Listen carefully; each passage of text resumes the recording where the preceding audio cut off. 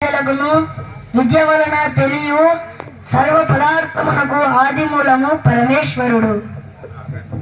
సరళంగా ఉంటే బాగా వింటాము, అందరికి అర్థమవుతాయి, సింపుల్ గా ఉన్నాయి.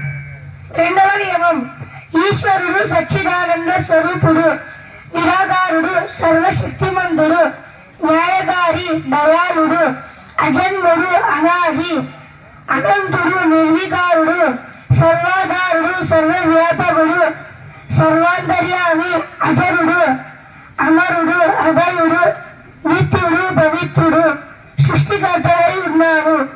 అతనిని ఉపాసించుట యోగ్యము. మూడవ నియమము, వేదము సమస్త సత్య విద్యల గ్రంథము.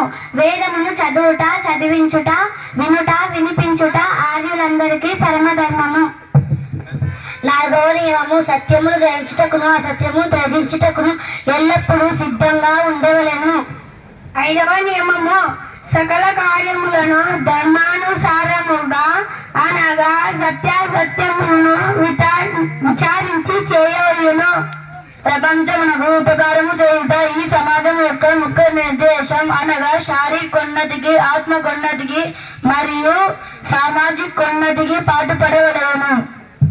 ఏడవ నియమము, అందరితో ప్రేమపూర్వకముగా ధర్మానుసారంగా యథాయోగ్యంగా వ్యవహరించవలను. ఎనిమిదవ నియమము, అవిద్యను నశింపజేసి విద్యను పెంపొందింపజేయవలెను.